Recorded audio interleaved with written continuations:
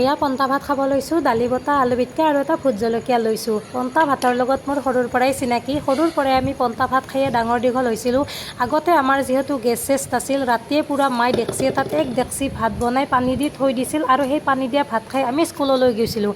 আমাৰ ডেইলি এখন ৰুটিন আছিল যে ৰাতিপুৱাই মুখ হাত ধুই আহি চাহ পানী খাই আমি গোহালিত যি গৰু বান্ধে তাৰে তলত থোপা দিয়ে, সেই থোপাত আঙঠা থাকে, সেই আঙঠাত আমি দুটা আলু পুৰিব দিওঁ। তাৰপিছত ঢেঁকীত আমি বাইদেউ আৰু মই ঢেঁকীত গুড়া খুন্দো, কাৰণ দেউতাই আমাৰ পথাৰত হাল বাই থাকে। আগতে যিহেতু গৰুই দি হাল বাইছিল, ট্ৰেক্টৰ চেক্টৰ বেছি নাছিল, সেইকাৰণে আমি দেউতাক লগি মানে ঢেঁকীত গুড়া খুন্দি পিঠা চিঠা পুৰি চাহৰ যোগাৰখিনি কৰি আলু দুটা আনি কিনে পন্তা ভাতৰ লগত আলু পিটিকা খাই আমি স্কুললৈ গৈছিলোঁ।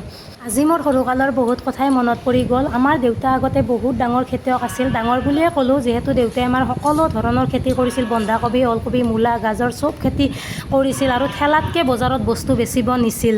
দেউতাই যিহেতু বহুত ডাঙৰ খেতিয়ক আছিল, সেইকাৰণে মায়েও বেছিভাগ খেতিৰ কামতে লাগি থাকিবলগীয়া হৈছিল। আমিও বাৰু লাগি দিছিলোঁ, আমিও দেউতাক খেতিৰ কামত বহুত সহায় কৰি দিছিলোঁ, বহুত কষ্ট কৰি দিছিলোঁ।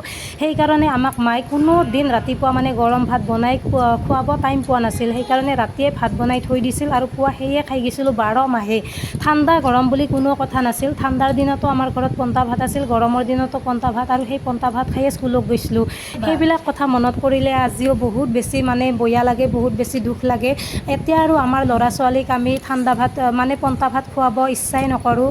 পূৰা গৰম ভাত বনাই মেলি খুৱাই পঠিয়াব বিচাৰোঁ, কিন্তু মই মোৰ ল'ৰা দুটাক ঠাণ্ডা ভাত খুৱাওঁ দেই, আৰু পন্তা ভাতো মই খুৱাওঁ। সৰুৰ পৰাই মই মোৰ ল'ৰা দুটাক পন্তা ভাত খুৱাই কিনে ডাঙৰ কৰিছোঁ। গৰম ভাতো খুৱাওঁ আৰু পন্তা ভাতো খুৱাওঁ, দুয়োবিধে খুৱাওঁ। মই যিটো পৰিৱেশত ডাঙৰ হৈ আহিছোঁ, সেইটো পৰিৱেশত সিহঁতকো মই ডাঙৰ কৰিব বিচাৰোঁ। বহুত অভাৱত ডাঙৰ হৈছোঁ, সেইকাৰণে মই সিহঁতকো অভাৱ কি বস্তু বুজিবলৈ দিওঁ, অভাৱ কি বস্তু মানে শিকিবলৈ দিওঁ। ইমান আলাসত কেতিয়াও ডাঙৰ কৰিবলৈ নিবিচাৰোঁ, যিহেতু আমিও অভাৱী মানুহ।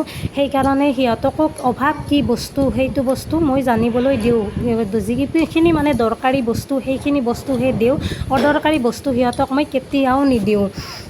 আগতে আমি ঠাণ্ডা ভাত, পন্তা ভাত যি আগত পৰে তাকে খাইছিলোঁ, সেইকাৰণে আমাৰ একো বেমাৰ আজাৰো নাছিল। কিন্তু এতিয়া ল'ৰা ছোৱালীৰ যিমানে গৰম গৰম ভাত খুৱাই, যিমানে ভাত নাখালে মেগী খুৱাব, মেগী নাখালে পাস্তা খুৱাব, সেইবিলাক বনাই যিমানে খুৱাই আছে, এইবিলাক বেমাৰ আজাৰবিলাকো মানে বেছি হৈ আহি আছে।